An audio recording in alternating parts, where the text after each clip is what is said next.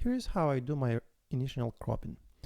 I start from the very first image on the timeline and align images, straighten images. I can use the angle tool for it. Click and drag if you have a horizontal line which you want to align, or a vertical one, here for example. But you can also go outside of the image to around the corner. You see this double arrow, and manually click and drag, rotate the image to reach the state which you like. Even if you have some line to straighten horizontal or vertical, not always that ideal horizontality produces the balanced image. So I like to do it on my eye. Let's crop this one. I'm using Control or Command arrow plus arrow keys on the keyboard, which allows me to browse through images on the timeline with any tool turned on. Just arrow keys doesn't work. As you see, they move the image inside of the cropped area. In this image, we'll use this angle tool to straighten it as well. Okay, that's how it's been done in my case. Next thing I do also some general cropping if it needs, like crop off some unpleasant edge or line or something like that. And I spend more time while developing to crop to my desired look. So let's do it with this image. In this image, I dedicated a lot of space to the sky, which has a lot of texture. We'll have to reveal this texture later during the development. There's also a stripe of water and mountains and land, which adds more to it. So let's balance this image a little bit.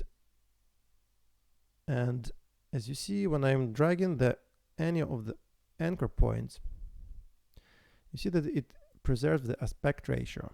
That's because our lock here is locked. If you lock it, you can create own aspect ratios.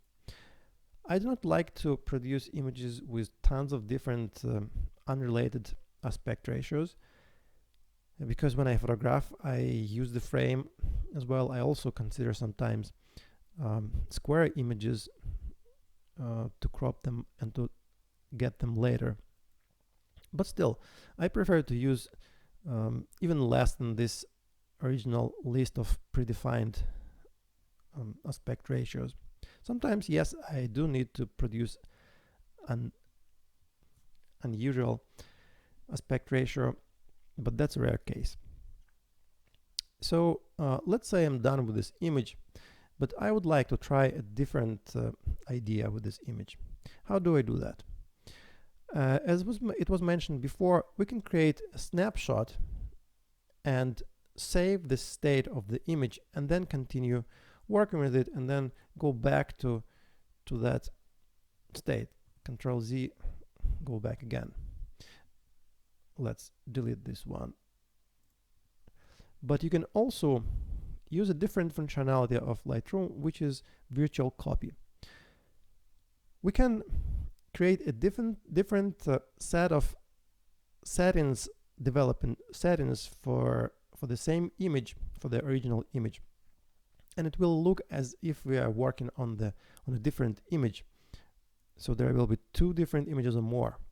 Right click on the image and create virtual copy.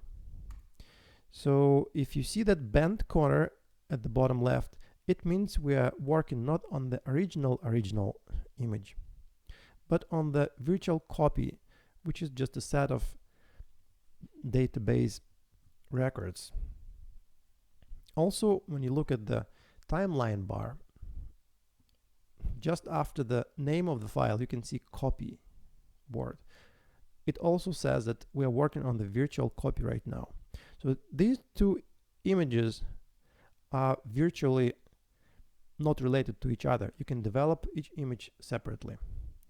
So let's go here and reset it first.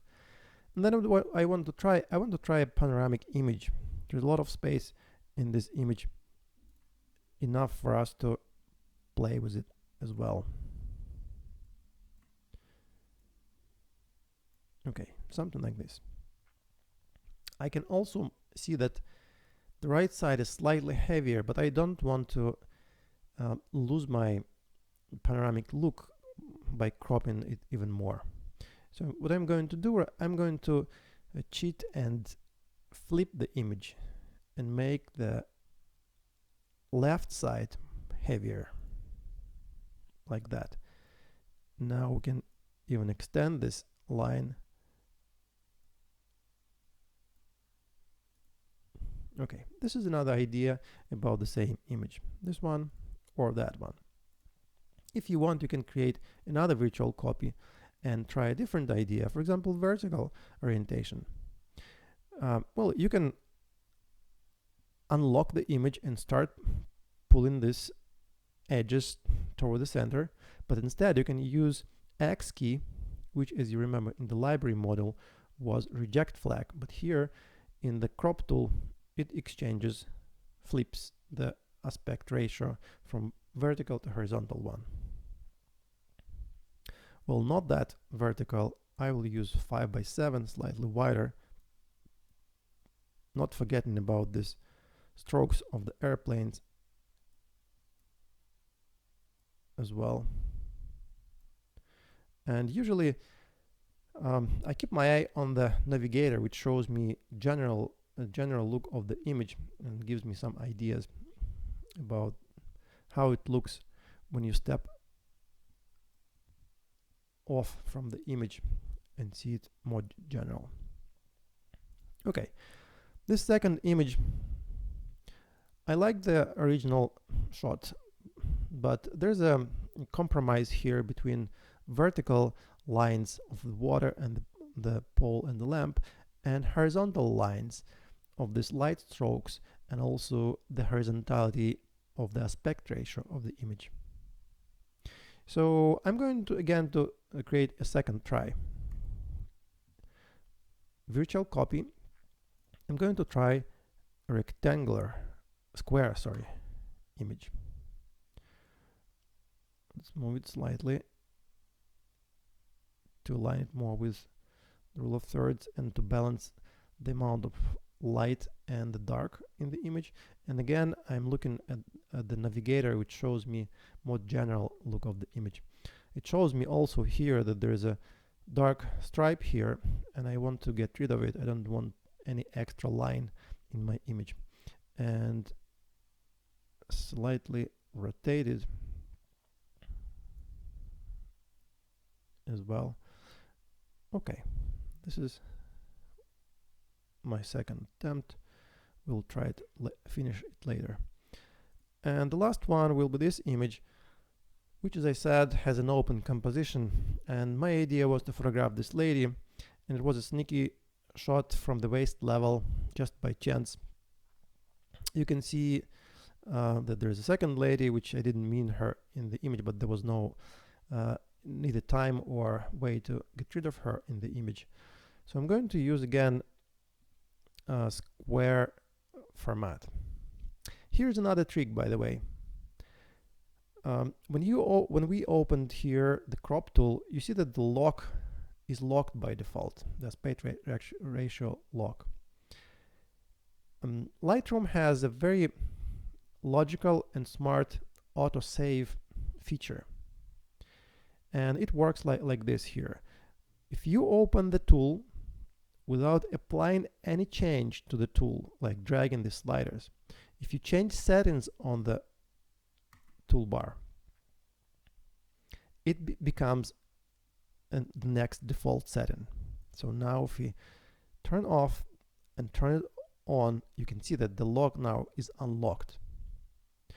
So let's make it square. Okay, I don't want to allow this line inside the light line on the edge of the wood, and also I don't want too many extra elements on the edge. Okay, This is done and done with cropping.